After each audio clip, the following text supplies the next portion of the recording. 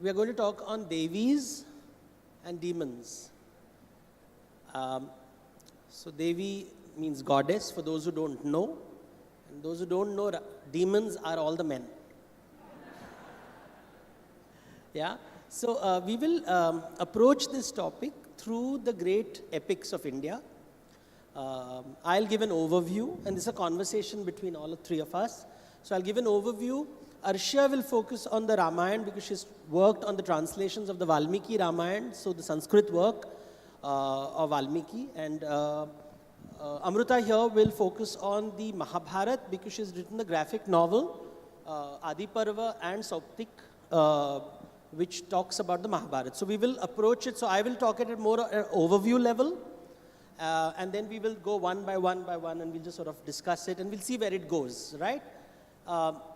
And when I got this topic, I was like, I don't want to go the usual route of Ram and Krishna and Sita and Draupadi and monogamy and polyandry and no, let's go different. There are so many wonderful characters, passages, ideas in these two great epics, and let's go in a very different way. So when we are talking about Devis, one of the things, and it's something that we were talking backstage, and if you read the Ramayana and Mahabharata carefully, you observe that they are mirror images of each other. There is a lot of similarity between their structure. And in my own study, my whole thing was that in India there is a tension. There's a continuous tension between the hermit who wants to give up the world and the householder who wants to participate in the world. And there's a continuous conflict. जो एक बैरागी होता है, गृहस्थी होता है, and this conflict is the fundament, in my view, this is the fundamental conflict of Indian thought. It's very, in a way, it's like Hamlet, to be or not to be a householder. That's the question which is being asked. And in Ramayana and Mahabharata, this is discussed within the household. It is about brothers, sisters, husbands, wives, kings, queens, property, fidelity. It's all vyavaharik jivan. It's all day-to-day material life. And that's the fun part of the Ramayana and Mahabharata. It doesn't talk about letting go and walking away into the forest. It talks about dealing with very complex issues within the household. Ghar grahasti ke andar. So I thought we should begin by talking about Devis. And here by Devis I mean, and the word Devi in India is also used for the venerable lady. So the venerable lady would be called Devi. So, and here there are two venerable ladies I want to talk about. And I thought we'll begin with women with ambition. Because Ramayana and Mahabharata begins with women who are ambitious, who want more than what is being given to them, or who think that they deserve more than what is being offered to them by society, by structure. And we'll begin with Ramayana, and then we'll move towards Mahabharata. So Arshia, Devis and this ambition woman, what comes to your mind when you are looking at Ramayana? Well, when you said about venerable women, I thought you were talking about me and Amruta, but I guess we're talking about somebody else. Again, backstage, you pointed to Kaikeyi in Ramayana as an example of an ambitious woman, and she is that. Oh, sorry. She is that. She is an ambitious woman, but it's a very particular kind of ambition. In a sense, it's not an ambition for herself. It's an ambition for her son. And the reason why she wants her son to be king is what Manthara tells her. She says that, if your son is not king and that old man dies, you are going to be on the garbage heap. Nobody is going to look at you, right? And of course, Kaikeyi has a very powerful vanity, a very powerful physical vanity as well. So, and when I teach, I often ask my students, why is Kaikeyi the bad person in our culture? She is acting as a mother, yes? She is protecting the interests of her son. But because her son is not the guy whose side we're on, she automatically is seen as acting against Rama when in fact she's acting for Bharata. And in a situation where there are multiple queens, and she's the most beautiful, She may not be the smartest, and she may not be the most politically powerful like Kaushalya was, or like, Gandhari is. But she's an insecure person, so she's going to do what it takes to secure her position. But also I feel that in Kaikeyi's case, the ambition is not driven through herself or through another woman, but it's driven through men and for a man, So we're not really that liberated when we think about Kaikeyi's. In the tale that I was working with, the person that struck me quite deeply in Adi Parva was Satyavati, erstwhile Matsyagandha, the one with the fishy smell. Now, she's interesting because she is a case in point of a person of robust self-worth. So she was not into the manner born. She was raised by the fisherfolk king. And essentially, the father had utmost faith in the daughter. She was raised with all the autonomy and all the access that a male child would have been given. And she worked as a boatman. And when she was approached by a king that she may be his wife, the father was very clear that her daughter get her due. And this was something that the parental figure embodied, and that's something she embodied later also. Like, she went on to become a matriarch queen, a queen who wanted things a certain fashion, who did not necessarily feel the need to apologize for unconventional choices. Like, she had a child out of wedlock, and that child was brought in when the time was right to have unconventional equations with her daughters-in-law and have children when the other son could not. So I've always found her to be a feisty character, and a character that lived her choices without necessarily being lippy about it, but she was quite clear about what it took to be a matriarch that got her way. Yeah. It's interesting because Kaikeyi is doing it for her son, and Satyavati is doing it through her son. She's asserting her authority through her son. My son shall be the king of Hastinapur. My son shall be the king of Ayodhya. These are the words which are emerging. It's all about property. It's about sons. Also in Mahabharata, we forget that Shakuntala actually first appears in Mahabharata. We're all sort of taken by this Kalidasa, like, shy, cowering creature, who is cursed. And in Mahabharata, Shakuntala, she goes to Dushyanta and she says, what kind of guy are you? Don't pretend you don't know me. This is your child. Right? And she said, you have no right to be king because you are a liar. Right? And she says, you promised me that my son would be king, and now you're saying that. But this thing about promising the son, because apparently there's one sort of Para-Ramayana story that Kaikeyi's father, Ashwapati, when he gives her to Dasharatha, he's like, oh God, this is an old man.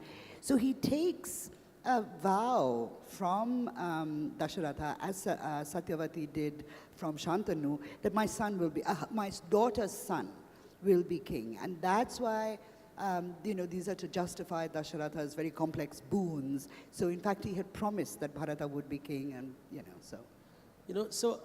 So here you come. I mean, so Ramayana and Mahabharata really begins with ambition. It begins about power. It's about kingship. It begins with a bang. And then, of course, the story begins, and when you go, suddenly the men appear. And the early men who appear in the story, as compared to these powerful women, suddenly you have men who are physically weak. And by physically weak, today it will be politically incorrect to call it a physically weak person. But in those days, a strong man was also measured on the ability to father a child, preferably a male child. And that was his idea of being macho. And this, you're truly a man because you're man enough to produce a child. So, there was an equation between your fertility, your ability to bear a child. It's almost like you're a stud bull in the farm. And I'm not saying it in a funny, just as a joke, but they actually were defined as a stud bull or a stud horse, the Ashwa, the Rishabha. The words used are always of virility, and the Vedic hymns are continuously talking about male virility, male virility. Those are days of high infant mortality rate, so that is all there. But this obsession with male virility and them producing male child, and you find that again in the Mahabharata and in the Ramayana.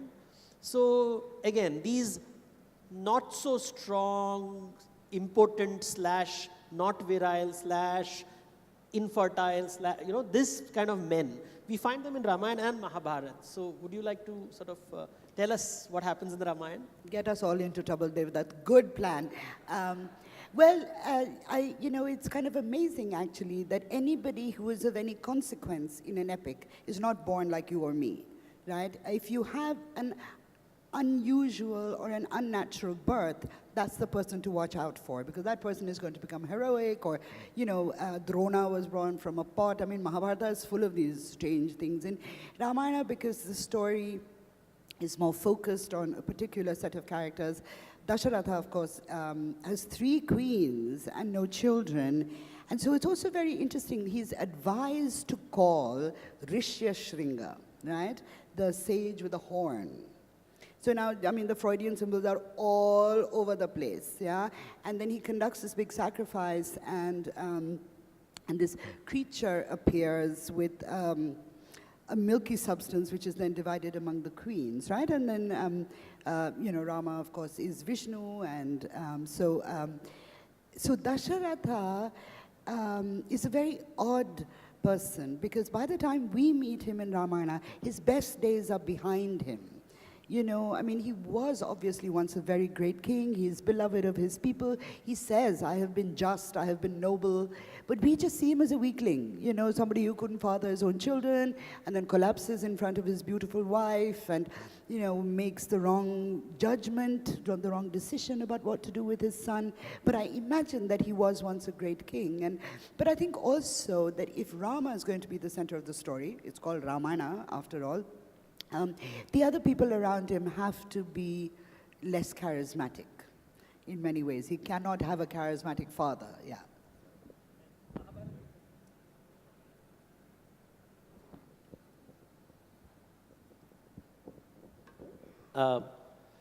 Everything becomes weak. So in Mahabharata, it gets far more explicit, right? To me, it's not so much about weakness as much as a desire to put a visible wound in characters that are there. So basically, there is a need that everything is blemish-free, and there is a systemic oddity which is almost required for this tale to go further. Like she was talking about the immaculate conceptions and the other kind of unusual births that happen. It's almost like you need to point out in some ways that blood is unreliable. That in certain ways there are other ways that the bloodline is going to continue, or the family line is going to continue, and it's not necessarily that the great man's heir will be the one born of his blood. So to me, that is interesting. Yeah, Amruta, when you were talking just now, it also struck me that these other sons, whether, it's when Matsyagandha, before she becomes Satyavati, it's the sages who are doing the impregnating, right? So it's also a Brahmin-Kshatriya conflict, and this sort of, shifting power between them. Oh, Kshatriyas, you can't have your own chalo, Bamman ko bulao. Which is really, you would think that the Kshatriya is supposed to be the virile one, and the Brahmin is supposed to be the cerebral one, but all the children are produced either through the help of Brahmins or by, as you said, a very peculiar sexual circumstance. And Vichitra Virya's situation is also interesting, joining back to the last thing about the ambitious woman, because Satyavati's son, the one who she's trying to help along, is not a charismatic child. He's a child who is being pushed along by the ambitions of a parent in many ways, and she's trying to make it happen, but it's not happening on its own at all. We have spoken about the ambitious woman, the strong woman. We have talked about the weak man. And then it comes, there's always these narratives where the king who feels weak wants to show he is aggressive and masculine, and he goes to the forest hunting. And this whole idea of hunting, the great archer who goes and kills animals in the forest, this is a consistent theme, this great Veer Kshatriya going there. But while, I would like you to comment on this, but I also want to comment from a slightly different angles, because we are focusing only on the story, but I think you focus on translations and language, and you focus on the artwork. And I also want the audience to know about, what goes into the process of your work. Like I reframe stories, I enjoy the storytelling, but I'm not so bogged down by language and and you work with Sanskrit words. And what happens, especially in like this hunting, for example, if you take hunting as this example of kings going on a hunt and making mistakes. Something goes wrong. Is there something interesting, both not just in the story, yes, I want to know the story, but also from the work that you do, the kind of translations that you're doing? Is there interesting words that we are familiar with or something like that? I'm just interested.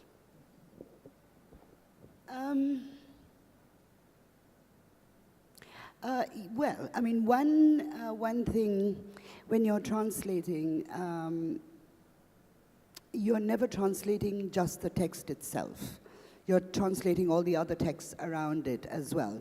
So that's why you know that when a king goes hunting, as Ramanujan and Wendy Doniger have pointed out, it's a trope.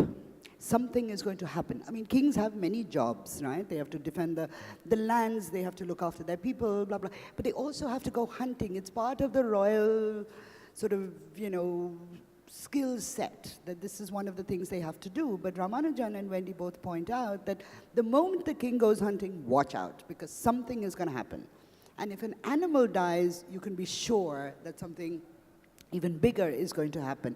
Now, typically, when kings go hunting, the animal that they're chasing is a mriga. Right? And mriga, we always say, is deer. But mriga is actually any animal that can be preyed upon. Right, but we use, and the other lovely thing about mriga is that it opens up into the word marga. Marga comes from the word mriga. Yeah. So a deer is actually a pathfinder. When you chase the deer into the forest, even Rama himself, when he chases the Maya mriga, he's going into an unknown place.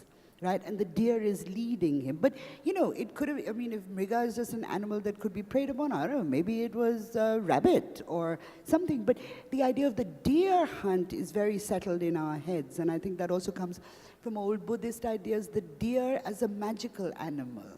Right. And, well, in Dasharatha's case, of course, his great hunting mistake was he thought he heard an elephant drinking water, but in fact it was a young boy, and he shoots him, Shravana, and then of course he has to bear the curse. But it really is about deer. It's fundamentally about following something along a path that you don't know. Dushyanta goes hunting, he ends up with Shakuntala, and then all this other stuff happens. But yeah, but so when I translate in my own head also, I like to use the word deer. It's a choice, right? But it's a choice that we're all familiar with. If I said that, Dasharatha went hunting a rabbit, it doesn't sound grand, and somebody was here, she doesn't know how to translate. Mriga likha hai aur boliye khargosh hai, so it's a sort of cultural consensus we have that the word mriga will always be deer. Sorry. I think the way I have approached mythology is also to keep bringing back a aspect that you can read these stories as a connection on an ecological level. And on that front, I always feel like this sort of a thing about harm to animals leading to consequences that are large have something to do about your accountability to things and codes which are outside of the order of men. That they won't leave, that you won't be unscathed by that. And about forests, I think to me they were as much visually when I was treating these episodes, it was as much about areas where you deal with your fears as also areas where you deal with your desires. So visually, it was important for me to make these spaces be lush and rich and not daunting at all times. That they move between being places that have a allure but also a threat. And there's always a play between these that visually I've tried to bring in my work. But what about, is there if you talk about the hunting scene, how is it approached in the Mahabharata, the great hunting scene, Kindama? In the Mahabharata, Kindama, which was a sage, he was a very bashful, coy kind of a sage who felt shy having intercourse with his partner. Thereby, he chose to turn into a deer, the two of them, and they had sex in a public setting, in a public place, as animals. And the tragedy and the tenderness of the scene is that when they are in this intimate moment, that is the exact point of time where Pandu, the cocky king hunter who is moving around, approaches them and kills them while they're in the act of making love, and basically injures them, and he's cursed that when he is in a similarly vulnerable, tender space, he will meet his end. So to me, that also, the fact that it was a moment of greatest intimacy that was encroached upon, you know, and that it would affect him in his own way later on. You know, this whole thing about, you know, in both the epics, the sexual act is talked about in Sanskrit literature, it's very casually mentioned. It's not a big deal. It's presented so, you know, this is a tender, private moment happening in the forest, and a king comes and encroaches it and interrupts it. Or you have later in the Draupadi and in these stories. But, you know, when you're talking about Mriga, what struck me, and I was thinking of the great story of Shiva the archer with his Pinaka, and he is shooting the deer in the sky, the Mrigashira, and the great Orion constellation, and this constellation of this idea of and I realize creation is associated with the pinning of the deer on the celestial sky. And it suddenly struck me that, yeah, the path has been made, and path is one, because Mriga, even today we use Mriganayani, you know, Mrig ki chal, Hirni ki chal is a very, you know, you use it in a very, you know, not necessarily a kind way. You know, a person who's beautiful eyes, who's shifty-eyed, who is... Also, but a creature that is beautiful and alluring, but also a certain innocence about it. It's different than hyena or something else, you know? There's certain vulnerability about the deer itself as an animal. I think what you said, it is the animal of prey. Yeah. To be preyed upon. So therefore beautiful, scared, and difficult to catch. Yes. Difficult to catch. So Mriga. And it's interesting because I was thinking of Shiva the archer. I'm thinking of Dasharath the archer. I'm seeing Pandu the archer. And the story begins, yes, with ambition kings. Yes, with men who are physically weak. And then there are also these aggressive acts of violence. And while in Mahabharata it's very sexual and violence comes together. There is a sexual act and the violent act happening together. In Ramayana, it is the sexual, there's no real sexual act in the forest as much as Shravan Kumar taking his parents. So it's more Vatsalya ras, more than the, you know, the more erotic, which is over here in the Mahabharata. And, you know, there's a sense of refinement I always find. Do you find that in the Ramayana, a sense of refinement when you're looking at Mahabharata? Have you ever done a comparative work or something? No, like I was saying, you know, when you translate, you never translate Ramayana, you are also translating through Mahabharata, right? And as you said when we started this session, the Ramayana and the Mahabharata really do mirror each other. And I mean, I like the word that you use, refinement. For Ramayana, it's a much more poetic text in Sanskrit. The Mahabharata's language is much more pedestrian. It appears to deal with larger issues. But I think that the violence in the Ramayana is sublimated in many ways. You know, when you read Valmiki Ramayana, which is substantially different from other Ramayanas, because it's the one Ramayana that we have in which bhakti is not the dominant emotion. Yeah, the bhakti Ramayanas come later. But it's always struck me that, you know, that Agni Pariksha time, when Rama comes, okay, first of all, you know, the battle is over, and he says to Vibhishana, he says, go bring Sita. And Sita's like, but he wants to meet me in public? I mean, we haven't seen each other for so long, and he says, yeah, you have to come out. And Rama says, a woman's chastity is her clothing. She can be seen in public in times of emergency, and war is an emergency. And he says to her, he says, you know, I can't, you can go wherever you like. He says, I fought this battle for my honor. You are now free. And he says, you can go wherever you want. Go to Lakshmana, go to Bharata, go to Shatrughna, go to Vibhishana, go even to Sugriva, right?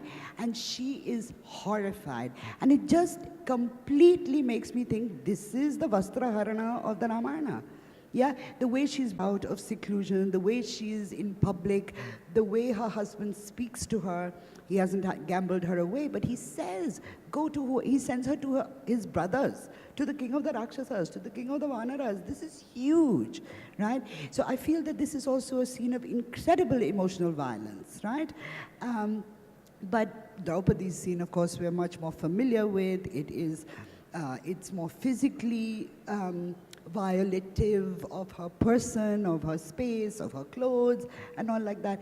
So, I think there is a lot. Look at what happens to Shurpanakha, yeah, in Ramayana. That, you know, the violence is there, but a lot of the violence is perpetrated on Vanaras or Rakshasas or something. You say, "Arey, theek hai yaar, jo bandar ko maar rahe hain, Rakshasi ko maar rahe hain." But the real violence is against Sita. The cover of your book has the sari flowing out. You know, this is, those who have not seen, this is the cover of the book, and there is a sari, and there is this I mean, Sri Yantra. Is it a violent image? Is it an erotic image? Is it a power image? What image is it? Well, because it's a story that is so celebratory about being grey in every possible way, like they love nuance and spectrum. So much as there is emotional violence inflicted upon Draupadi, there is also great celebration of her physical form that I find in the words. So it is outrageously over the top about the taperingness of her thighs, about the smell of her that's like jasmines, about her hair that's like rain clouds, you know, with lightning going through, which is the parting in her hair. So the physicality also exists in a very celebratory way. So I see it as being both, which is what draws me to it in the first place. You know, both epics deal with Vanavas and forest and Aranya. And that's when you see the forest, and you know, in the Ramayana it is you are being sent to the forest for the education. Father doesn't want you to go for your education in the forest. You come back from the forest, married, then you go back to the forest, and you're going back to the forest because your mother and father have told you to go to the forest, and then you come back to the city, and then you send your wife to the forest. So forest, and in the Mahabharata it becomes forest is repeated. You're born in the forest, you come to the city, then you're kicked out because your brothers have burnt your house. You return with a wife, and then you build your own kingdom, but you gamble it away, and then you again go to the forest, and you come back from the forest. And the forest is a recurring motif, and where there is no refinement. Refinement is a cultural concept. You know, the idea of whether it's sexual refinement, whether it is violence, is also refined and codified. Forest. How do you see the forest? And more importantly, when you look at the forest, and that is the place of the wild creatures, do you find romance in the forest? Jungle mein mangal. So, you know, forest, wild, and then Shringar, Madhurya, Mangalya. Yes, of course there's romance in the forest. And I think what Amruta said earlier about the forest being both a place of fear and a place of desire is exactly that. Because when we're in the forest, we're outside the city, we don't function according to the rules of the city, and we also meet in the forest people, creatures, that we don't meet in the city. So it's a place that is very challenging, and it's supposed to be that. You don't go to the forest and come back the same person. You go to the forest because it's part of your journey, whether you're a hero or not, right? So I think with Rama and Sita particularly, the most beautiful time of their life was in the forest. You know, they could be together. He would make flower garlands for her. They had intimacy. They had solitude. You know, all the stuff that they never got, and they would not have got in the palace had he stayed to be king. But the palace, the forest also, I think, has an enormous effect on Rama, because he thinks about what it means to be a Kshatriya, right? And he wonders if it's possible for him to adopt another dharma. And Sita says to him, she says, put your weapons down. You don't need them here. You can be a Kshatriya when we go back to Ayodhya. But here, be somebody else. Be a man of peace. And I think he thinks about that a lot. And of course, the great tragedy is that when his wife is kidnapped, he realizes he must go back to being a Kshatriya. That's the only way he can win her back. So he's a very sad man. And I think both of them, both Rama and Sita, have this enormous regret that they will never share that sweetness, that tenderness that they found in the forest. It'll never be theirs again. So there's your Shringara and your Madhurya. Well, much like that, even in the Mahabharata, they have their simplest days of domesticity in the forest before they come out to deal with the real world. One of the beautiful episodes, the parallel that I have used is during the Vanvas, that they all go into the forest together, but in a sense, each one is dealing with their own forest of transformation. And one of the most beautiful romantic episodes for me, in fact, is the story of Bhim and Hidimba. So, Bhim goes on to be a loving and devoted husband to a genteel Draupadi later in life. But his match, his soul person, was really, in my eyes, Hidimba, the forest girl with the same appetite for food and for sex and for life and the forest. And to me, the years that they spent together in the forest are possibly years where Bhim was never matched like that ever again with anyone. So I find that a terribly romantic thing, and one with a tragic twist because Hidimba would have pined away outside the forest. So it was going to come to an end. Everything has to come to an end, as many people tell us. The thing is, when you look at the two epics, you suddenly see they're both talking about strong women, weak men. They're talking about the forest. They're talking about hunters, deers, predator, prey, desire, violence. And in all this story, you keep wondering, where is this demon? This demon, because, we can be told that you have two horns and you look, this visual way of presenting demons in which we make them, it's a very politically incorrect visualization of demons as dark. If you're dark and you're fat and if you have horns and you have to look a certain way to be a demon. And yet, both of them, and when I look at the demons in these stories, and I suddenly find a lot of pathos in these stories because in Ramayana and Mahabharata, the demons are not just demons. They're not just the main demon. I'm talking about the Rakshasa who is not the main, not the Ravana, but around him there are people who have to serve the master. So we are so spellbound by Ravana or a Kumbhakarna. These are the big guys, right? They take over. In every, when you're talking about political battles, we always look at the big guys. But उसके नीचे जो बाहुबली होते हैं जो साधारण जो उनके लठेत होते हैं the ones who go out and actually do the gundagardi on their behalf, and I think we should focus a little bit on them. And I was wondering whether you find such characters. I know a few of them, but have you encountered, and what is your relationship with these characters? Marichi, for example, in the Ramayana. So who are the gundas of the Ramayana? The foot soldiers. Of course, there's Maricha. That's he's related to Ravana. He's his mama or chacha mama, I think. But Maricha in Valmiki, the first time Rama goes out as a conquering hero, as a Kshatriya hero, he's taken by Vishwamitra to kill Tataka. Right? Maricha is in that battle as well, right? And Rama doesn't kill him. He kicks him, and he flies across the earth and lands in the ocean, right? So when Ravana comes to him and says, "Come on, I want you to be the golden deer," and Maricha says, "Don't take on Rama. Just do not do it, because I've been there. I know what it's like. I fought with him." And it's beautiful in Valmiki. He says, "I see Rama in my dreams. I think Rama is behind every tree. I cannot even say words that start with Ra because I start to tremble." And it's just such an unexpected moment in Valmiki.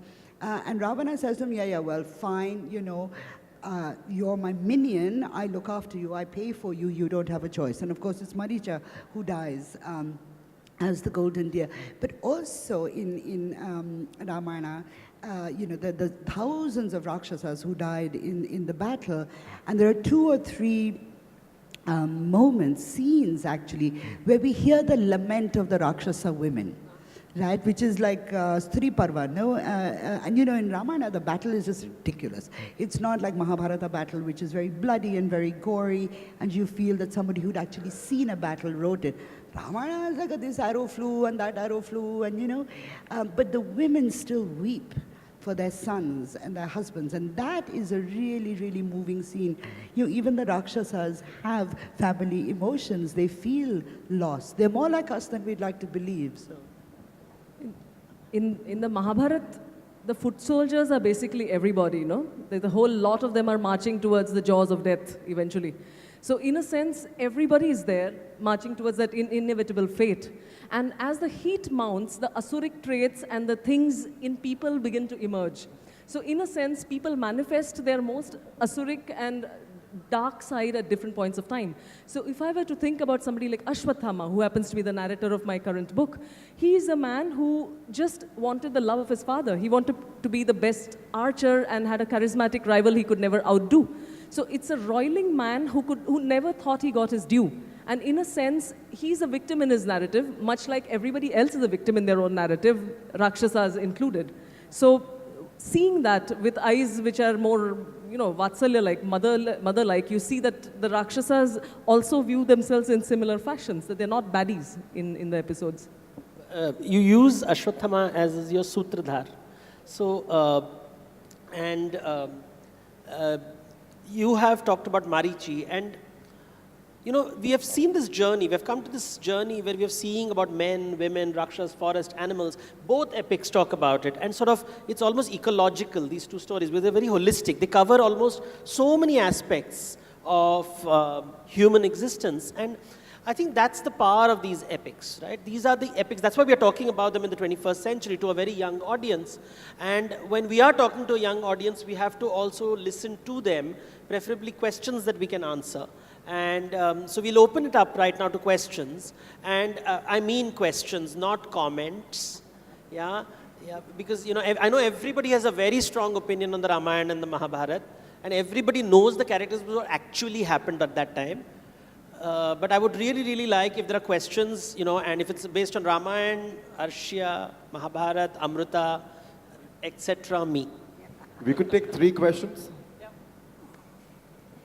Thank you for the interesting session. Your session started with women being ambitious, and back in times of Mahabharata and Ramayana. We have seen a transition, you've talked about in your books and on the TV channels. How do you see, okay, I'll repeat my question. We started the session with women being ambitious back in times of Ramayana and Mahabharata. And the times have transformed, and we are in 21st century. And there are a lot of changes going on, technologically, environmentally, emotionally. People are trying to give more power to women and trying to talk about diversity, inclusion. How do you see it is happening in reality? Is it just a myth, or is it just a cloud? And how is it going to be in 2020, 2030? How do you think it's going to be? I don't know. I'm not an astrologer, so I can't see the future, but myth will always exist. You are also in myth, and myth is your truth. So if your imagination is able to see a change, then change will happen. Myth is how you imagine the world. What we get access to is how our ancestors imagined the world. They imagined a world of powerful women. They didn't imagine a world of subservient women. They imagined a world of powerful women. They imagined a world of weak men. They imagined a world of aggressive forests. They talked about love, romance. That has not changed anymore. It's still the same. So at one level things are same, at another level things have changed.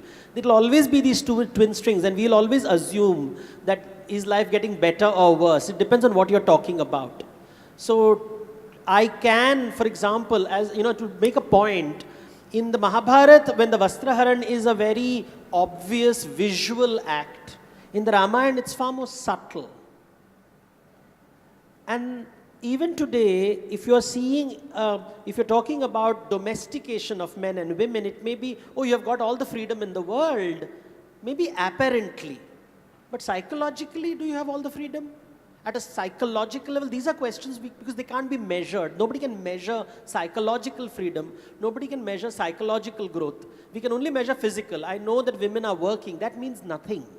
That just means that she steps out of the house, she gets a job, and she comes back home. But is she truly liberated? Because that's a psychological journey. And that psychological journey, somebody sitting at home being a very housewife for the whole world in a Hindi film, that would be, "Arey, wo to ghar ki bholi bhali hai." But psychologically, she'll be one of the most powerful women, making all the men dance around her, saying, "Main to kaam nahi karne wali. You are going to do the work." She'll be the queen bee, and everybody else is the worker bee. But we will never know it. So I think it's a psychological journey that we should consider. And I personally feel psychological growth is far, far more important than the measurable growths. Yeah. Thanks.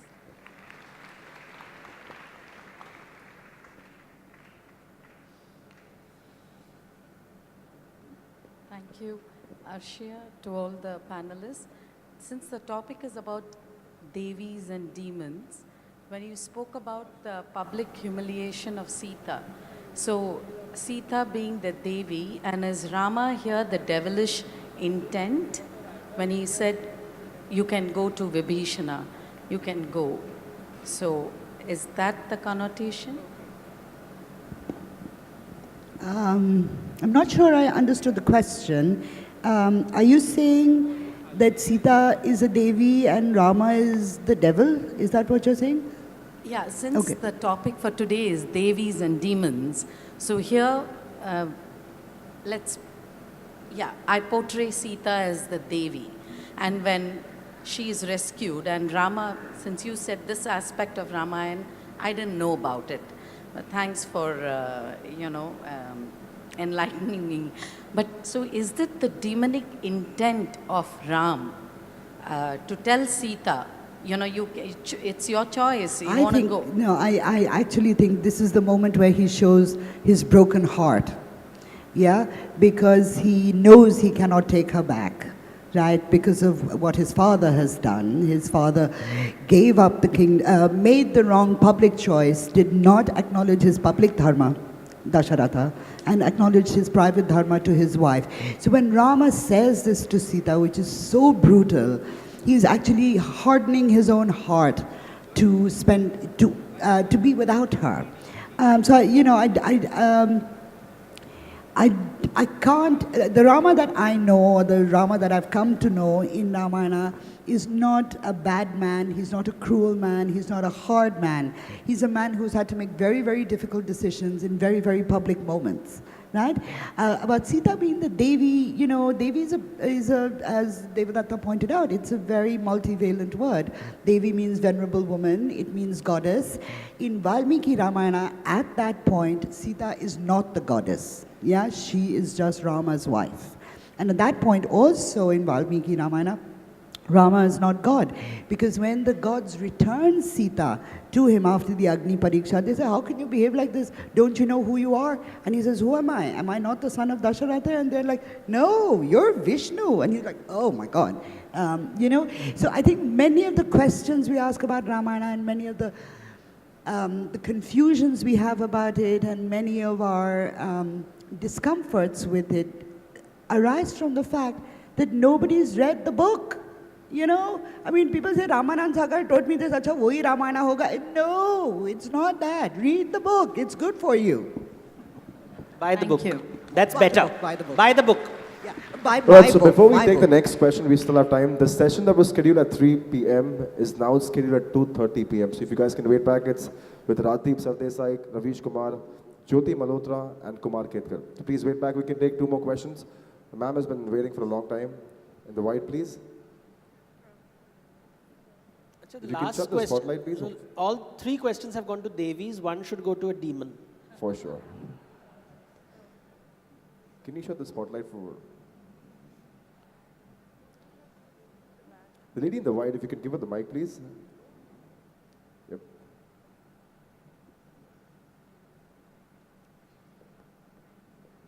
Hello. Yeah.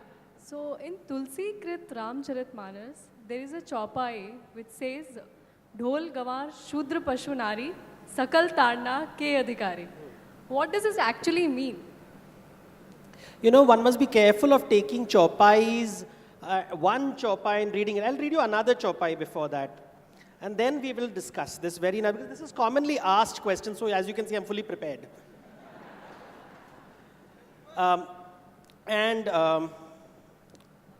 See, the chaupai is a couplet. It's a couplet. So the other couplet, I'm sorry, I don't want to waste my time finding it, but it says, it talks about nar napunsak nari charachar soi jo kapat bhaje something wo mere priya hoi, which means man, woman, queer, plant, animal, anyone who abandons wickedness is dear to me. This is also Tulsi Ramcharit. So there is one poem which talks about, the Chaupai which you speak is speaking a language which is, Varuna is saying this. Varuna is telling, the sea god is telling Ram that, certain people can only listen to, spare the rod. And if you spare the rod, they won't listen. And in that he talks about the dhol, the drum, the women. He talks about Shudra, the servant. उनको चिल्लाने से ही काम बनता है, मारने से काम बनता है. So you are seeing in Tulsi Ramayana two extreme verses. One verse which talks about inequality, and another verse which talks about equality. Equality including not just men and women, but also queer people. Please note, Times Lit is only focused on that man-woman thing. They have excluded the queer, but not Tulsidas in the 15th century. So 15th century is, and this, I checked this verse because I was said, oh my God, God loves queer people? Let me check. So I sent it to 3 scholars around the world, 2 in India, 1 abroad, and they said, yeah, this is part of the Manas. So you have one verse which speaks of inequality, another verse which speaks of equality. You are in the 21st century. Which Chaupai do you want to follow?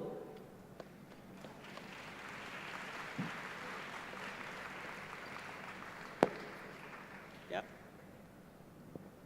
I have a very quick response also to the young lady. This is sort of, I think Devadatta has made a very strong point in favor of read the book. Yeah, if some guy pulled this one verse out of somewhere, "Arey dekho Ramcharitmanas mein itni gandi gandi baatein ho rahi," you'll say, "Ha, ho rahi." Arey, read the book, yaar. You try and understand the content. I do not in any way support anything that verse says. It upsets me as much as it upsets you. But I do understand that it comes from a context, yeah? And then the way I react to that context is a reaction of knowledge rather than one of ignorance. I have trouble with the Ramcharitmanas, all kinds of trouble with it, yeah? But at least I know what's in it, more than that one verse. If you take things out of context, Karan Johar film, the hero always says, "Jo keh diya, so keh diya." And we love it, except when people in power do it.